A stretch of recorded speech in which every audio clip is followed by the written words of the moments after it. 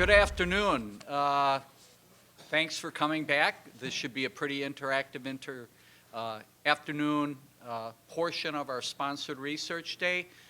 For those of you that are just coming in for the afternoon, I'm Jim Casey. I'm director of the Office of Sponsored Programs.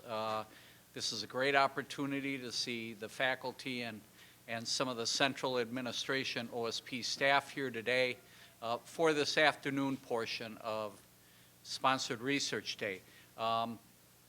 This is, I think, a very important component we're going to do right now. And just a little bit of a background.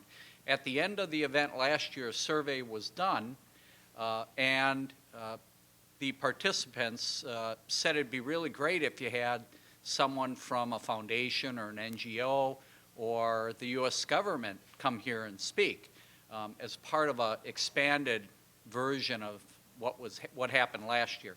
And as it turned out, NEH was the #1 federal agency that the participants then wanted to see. So I reached out, got Claudia's name, and we made it a reality. So I guess we gave the people what they want. So, and it's a great opportunity to introduce Claudia Kinkella. Her bio is in your packet, but I would note that she's a senior program officer in the Division of Research in the fellowship programs. She's a political scientist by training. She has been at NEH since 2008, and she has taught at Duke, Georgetown, and American University. So Claudia will be coming up here in a minute. But one of Claudia's colleagues is also here. His name is Scott Krozik, right down here. Scott is Director of Federal State Partnerships at NEH. He just recently retired as head of the Department of English and Philosophy at the West Point Military Academy. So it's great to have him join us today. And although he's not presenting, please feel free to talk to him afterward. He has a remarkable background like Claudia. So without any further commentary, I'm going to turn it over to Claudia, and she can talk about what her area does at NEH. Thank you. Thank you very much, Jim. Let's see, can you hear me? Yep. Which one should I use? I don't like to be stuck here, so I try to walk and press on the computer. Yeah, we'll see. Okay. Well, welcome. I'm very happy to be back on campus. I taught here, I think, in 2008, and campus has changed since then very nicely, new buildings. We have a short 45 minutes for me to go through some of our programs. NEH has about 40 programs, which I won't go into at all. I work in the Division of Research with the fellowships program mostly, so if you have questions about that, the one thing you should take away from today is that you can reach out to us. We're very accessible program officers. If you have questions about the program or other programs in the divisions, I'm happy to pass that along. The other thing, I brought materials for you on the table. The one is the Humanities Magazine, and probably the most important piece of paper you'll take away is the back page of it. If you look there, it has all the deadlines of our programs. So if you look at that for a second, it's also online, but that's a very nice summary for you to have. I brought 2 flyers with I think what was most relevant to faculty with information on fellowships and summer stipends, and one from the Division of Education. So you have 2 flyers. And lastly, I brought a tip sheet, which you should also have at the table. You can take that home. In case we don't get through everything, I want to tell you that's just a little summary of things that come up over the years and then that we recognize we would like to share with people. So this is where you can find us now. We moved a year ago into this brand new building down on 7th Street. And feel free, as I said, I also have my business cards on the table. Feel free to use that and come and find us.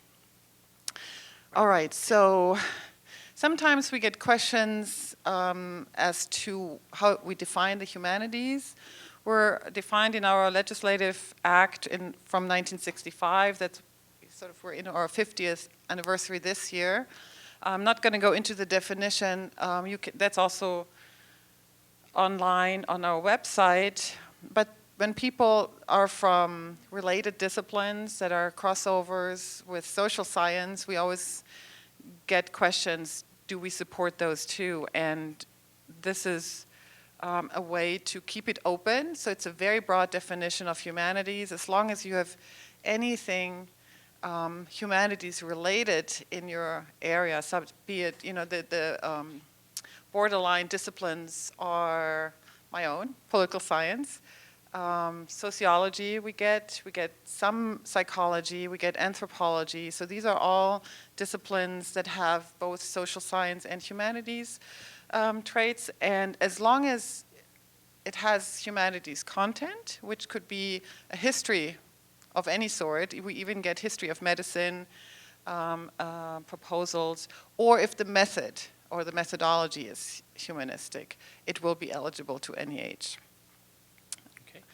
So that's what we accept. And so who are we? I wanted to show you this organizational diagram just for a minute, how we spend taxpayers' money. This is our budget as of 2015. We are 7 grant-making parts at NEH. The yellow office, Office of Challenge Grants, is not connected because it has a several pot of money that comes from the Treasury Department. So if you're interested in these are very large-scale grants for endowments, buildings, bricks, and stones.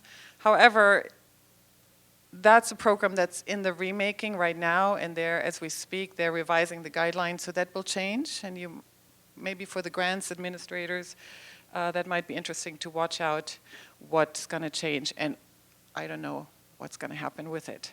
So that's one. Then we have these purple, that's our 4 core divisions. Education, public programs, research, and preservation of access. So all of these have several programs that you can apply to. We have federal state. Scott is in that office. And a third of our budget goes to federal state right away. So there's if you have local projects, you might want to be looking into the DC Humanities Council as well. The light blue bubble, we have an Office of Digital Humanities, but we all do digital. So you can, with digital projects, you can apply to any of the other programs as well. The Office of Digital Humanities has special sort of tool-oriented programs. And the special initiatives programs, I will just mention that I have a couple of slides to that as well, but every chairman has a new special initiative that he or she comes in with. So the new initiative of our new chairman, Bro Adams, is called the Common Good. If you come across that in any of the descriptions of the programs, that's what it is, and it's an endowment-wide initiative that, for you, I should say, it shouldn't concern you for the application process. It's an initiative that welcomes topics on the common good, but you still have to go through the programs to apply for them. The other special initiative is called Standing Together, and that's an initiative that welcomes applications on military experience or experiences of war, histories, and has started also a new program that's called Dialogues on the Experiences of War for certain discussion groups, and that's, I think, starting right now. So that's just very quick, sort of who we are, how many divisions we have. We're a very small federal agency compared to others. We're about 150 people. And we sort of spread out in very, very diverse and different activities. So if you want to know more about that, I'm happy, again, to go into any of this. But I'd like to move on to the fellowships as soon as I can. In any case, interrupt me at any point in time. So don't let me talk endlessly if you have questions. Yeah, next. Let's see what I... All right. Research grants to individuals. Yeah, that's... So I want to talk a little bit about those 3 programs. They're all within the Division of Research. You're smiling at the picture.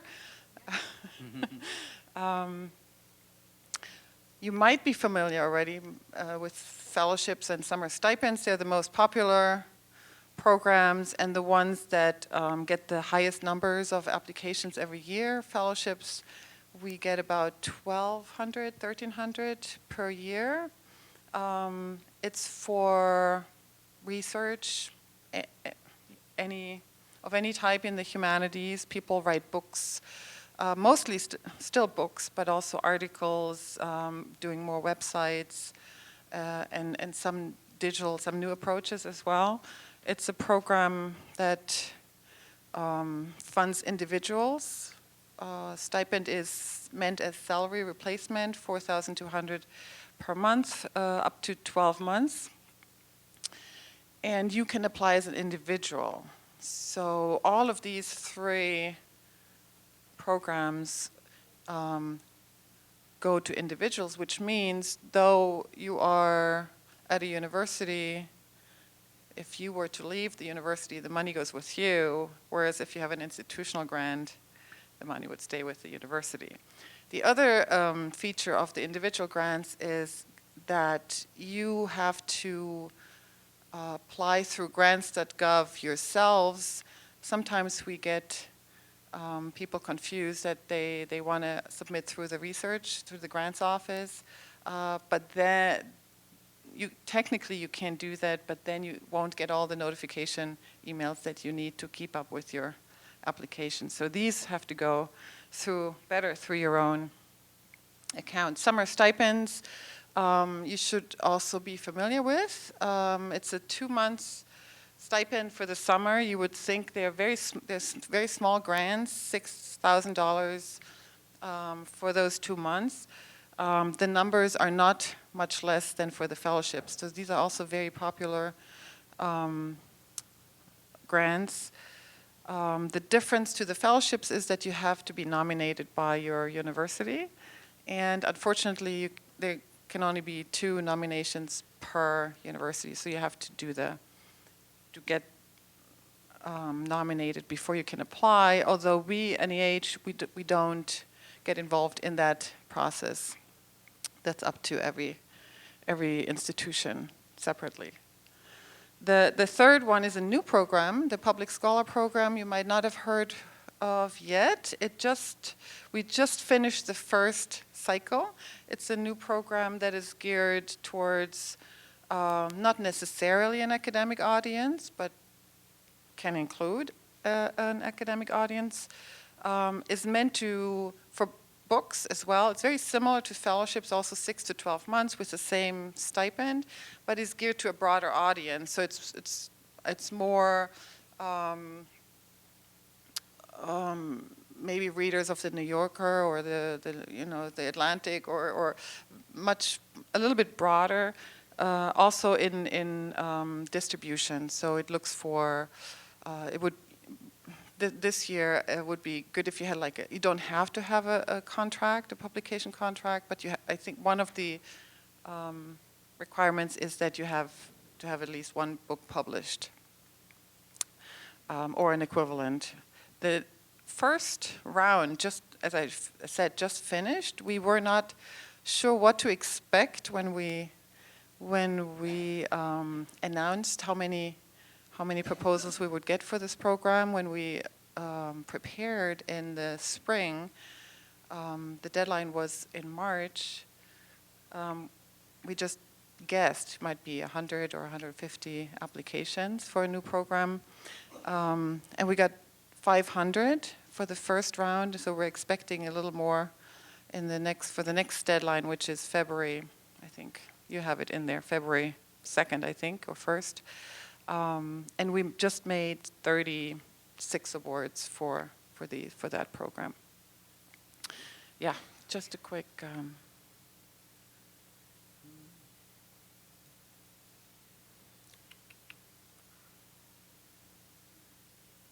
So you might ask, yeah, that's it. So how many do we actually fund per year? The numbers you see there, roughly the same in the last 5 years. For fellowships, it's around 7%, and for summer stipends, between 8 and now we just had 11. These are the numbers, depending on how many apply. These are not to discourage you. You want me to change it? Yes, this is just, yeah. The next one. This slide I put together to just give you a sense of what happens in the area. So AU, how many have applied since we had a computerized system. So it starts in 1981. And American University is, all of these percentages are quite amazing. They're above the national average. I have to say, I was surprised. I put this together very quickly. I think the average might be around 17, 18% nationwide. So you can see how successful this area really is, including AU with the 23%.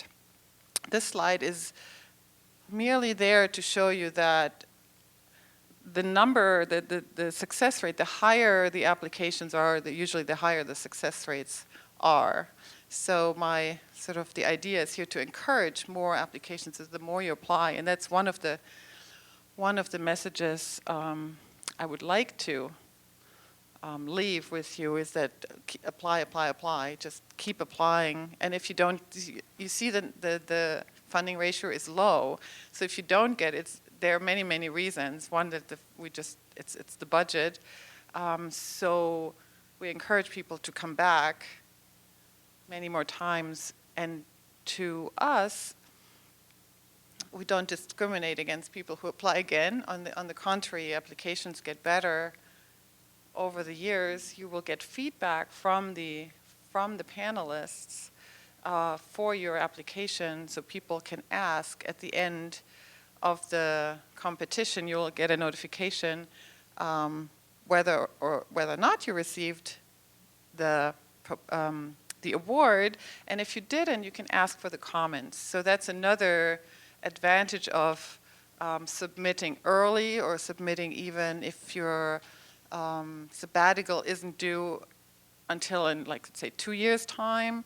I would recommend try applying even the year before, just so you see, because the chances are not very high at 7% that you'll get it right away. You might be one of the lucky ones, but you'll have the feedback, and then you can try again the next time. So that's one of the strategies to do that. And yeah.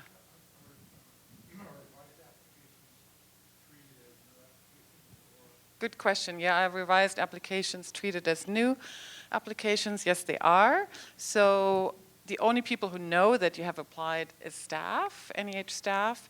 The reviewers, they do not know that you have applied the year before unless you tell them, which you don't have to in the proposal. So yes, you come in fresh every year, and you have a different set of reviewers as well. So there are 5 people on the panel this year, and then there will be 5 different people next year.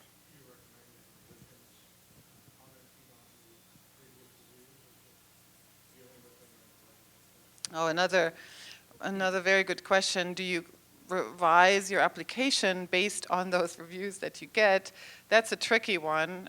You never know what the next set of panelists might have to say about that.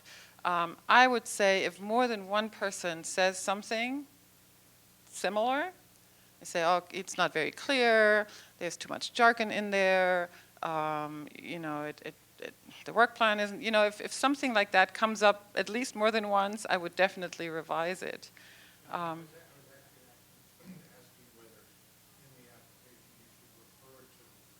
Oh, absolutely not. No, no, no. No, they don't know. They don't know that that's where it comes from. And the question really is, sometimes is it recommendable to change it because one person said it, and then the next might not, think the same. But usually the case is that if people agree on something, then that you want to do that. The other reason for applying or trying to apply early is that even, let's say, you apply this year, but you're not due for a sabbatical until in 2 years, if you were to get it early, unexpectedly, the fellowship, you can delay the fellowship's tenure 18 months back. So let's say you can, instead of starting January 1st, 2016, you can start as late as September 2017. So that gives you a whole year of flexibility to the back. The problem with that is that you probably don't know where you will be at this time. The lead time is quite long, so you have to think about that when you write the application, what your work plan will look like in a year from now or 2 years from now. So that's just another way to think about. My question was about deferral. Deferral? Wonderful. All right, so I'm jumping a little, but that's okay. Ready? Yes, thank you. Oh, yeah, I just put together a quick example, what I found American AU did. There were a couple of fellowships in the last few years. 2011, you had 2. Alan Levine in political science, I know this is a colleague, and Mustafa Aksakal for Ottoman Society. And then in 2012, and that must be one of your colleagues. Do you know him? Yes. Oh, wonderful. I think he got actually 2 grants from NEH. I think they're coming another later. So these are the latest fellowships for AU. The summer stipends, I was quite struck by the fact that you got 2 in 1 year, which rarely happens. It happens once in a blue moon that one institution gets both of their nominees awarded. So this happened in 2004. It's time for a repetition, so I'll put that out to you. Oh yeah, there is Ready?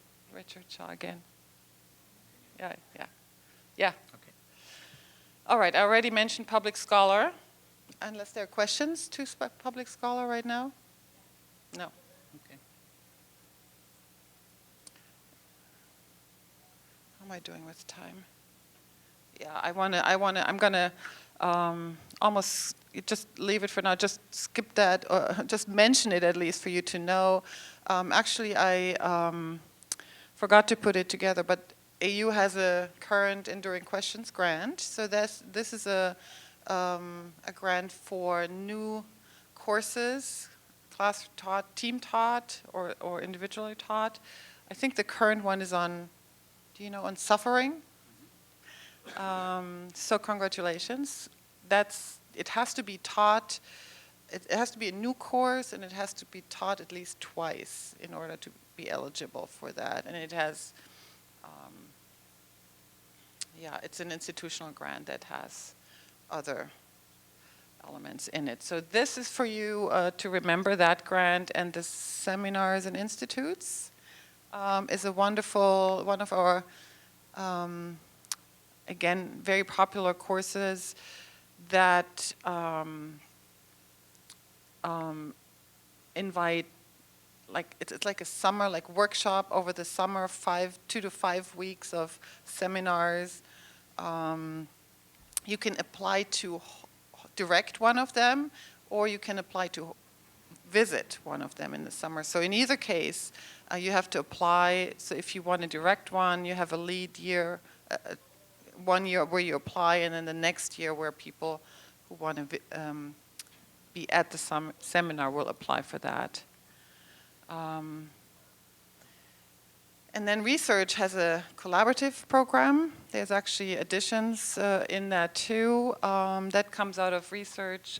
If you have to be 2 people at least and 2 collaborators. And collaborators means not a professor and a student, but it has to be two real collaborators. And then you can have as many participants on that grant as well, but it has to be. And those grants are, so the PI has to be an American institution, but you can have international participants on that grant. For example, it's a category archaeologists like to apply to because it's one of the very few grants they can apply to. So they're in Turkey, they're in the Middle East, they're here in the US as well, and they have a lot of international participants on those grants, and they can be paid as well. There was a hand? Yeah.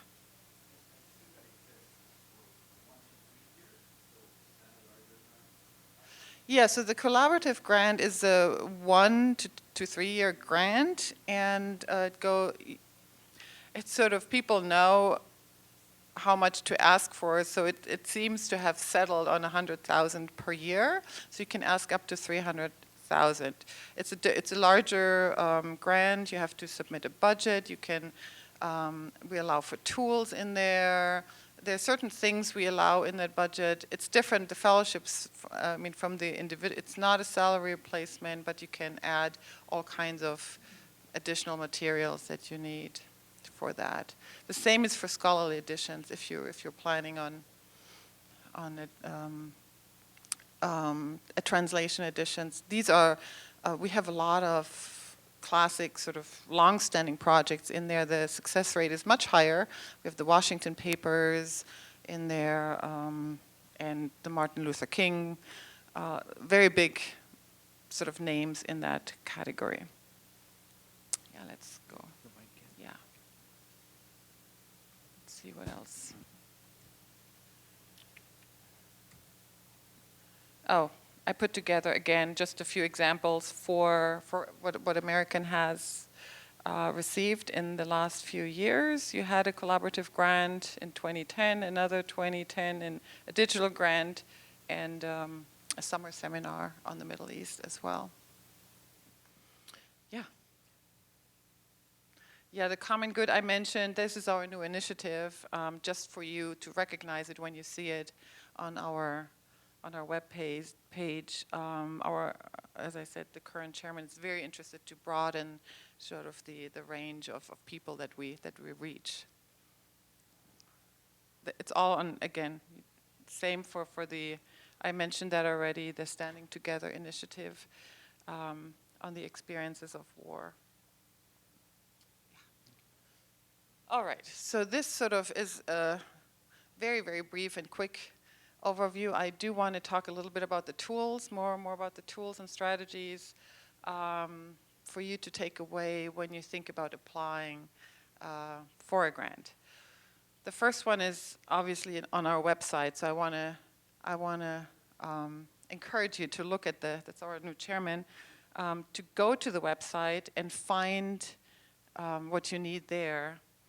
And the way to start could be, I think the next slide will show, we have samples on the website. And you can actually search for things that we have funded. So if you want to write something about British Romanticism, you can pull up that query form that you find on the web page. You can put the keyword in and see under the keyword what we have funded. So you get an idea, maybe, what's out there.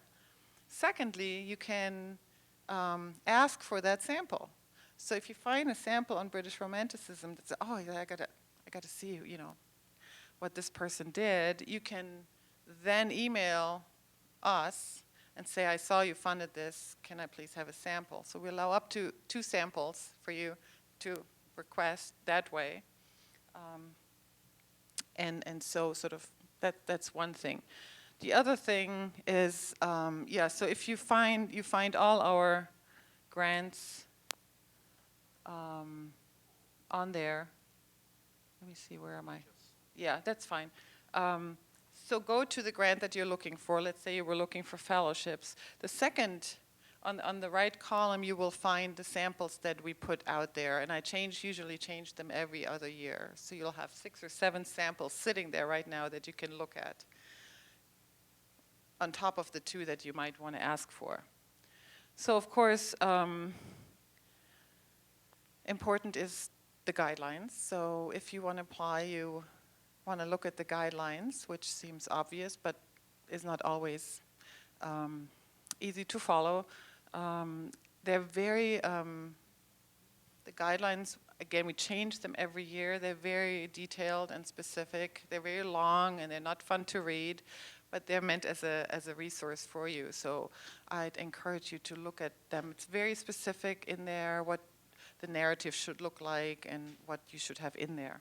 I'll go over that as well. Yes, thank you.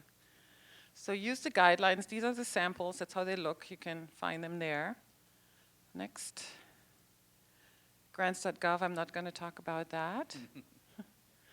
The main thing of the grants.gov is what I mentioned earlier, that if you get help if you have an institutional grant, but if you apply for an individual grant, you just want to make sure that you send it from your computer, because if you don't get those confirmation emails, and for some reason it's very not streamlined, let's put it this way, you get 3 or 4 confirmation emails, 3 from grants.gov, 1 from NEH, that will only, the last one will tell you that you actually made it. So if you just get the first one, it doesn't mean anything. It just means they acknowledge that they received it, then they acknowledge that they moved it on to the grantor agency, and then we acknowledge that we got it, and so there are several steps. So you need to be able to have these, and then also on those, in those messages, you will get a link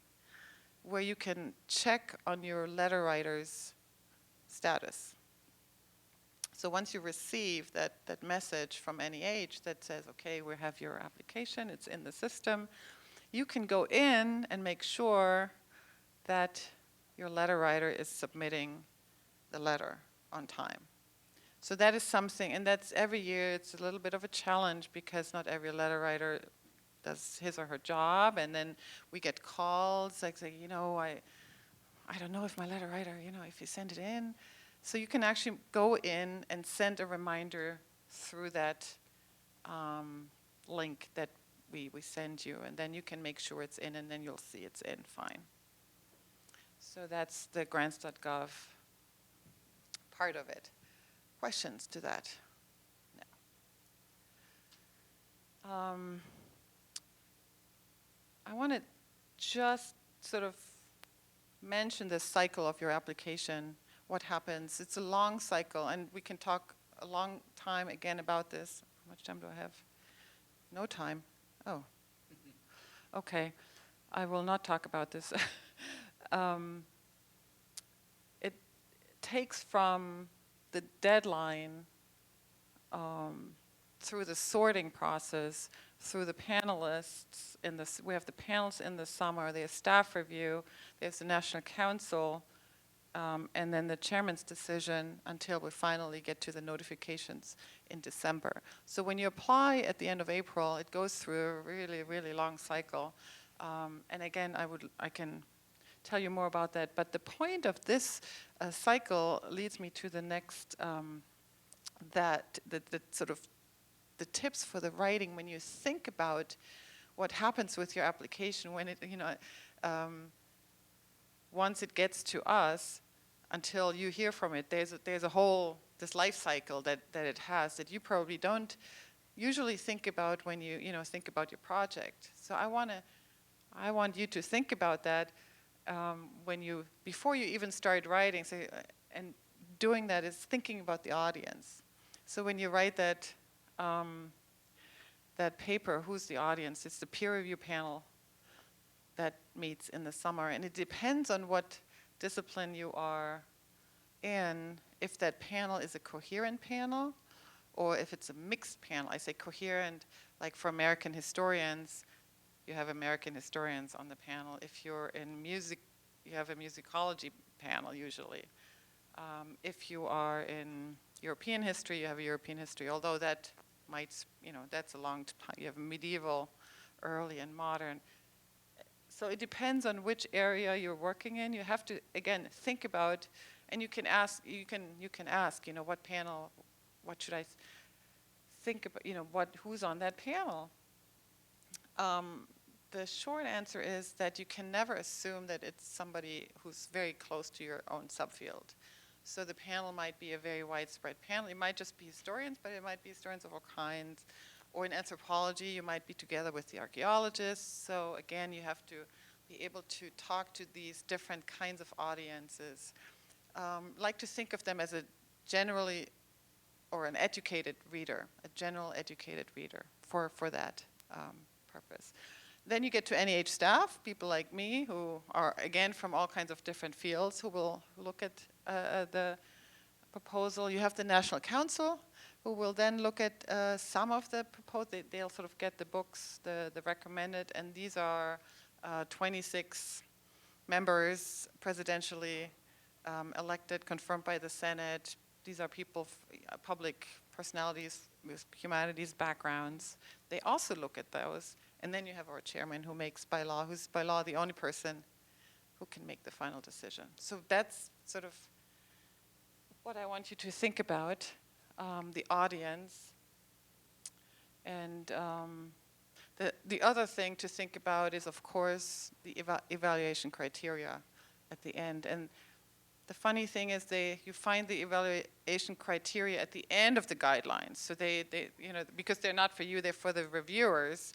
But those are the ones you want to look at first, really.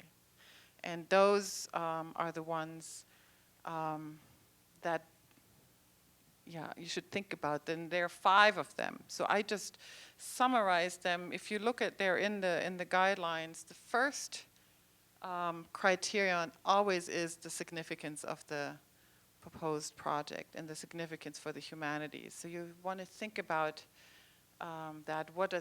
What new does it add to scholarship? How is the approach different? Is the topic different? Does it connect to other disciplines, introducing new materials? So these are the questions that are first. And the first one, and we tell this to the reviewers, if you don't pass the first one, the others don't matter. So again, this is an encouragement to faculty to step back, step a little away from the sort of focus that you have when you work hard on you're in the middle of the project. Step back, step outside, and say, okay, what is the larger significance of this project? What does it contribute to other fields even, or to the humanities at large?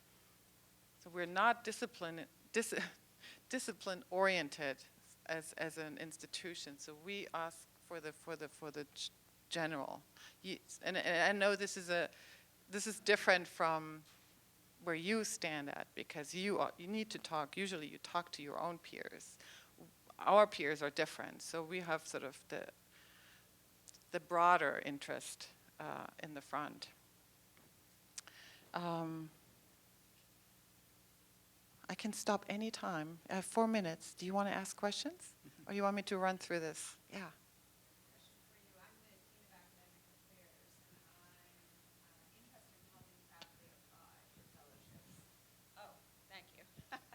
And so my question is whether I might have access to your slides, because it would be very helpful in coaching faculty to highlight these different factors.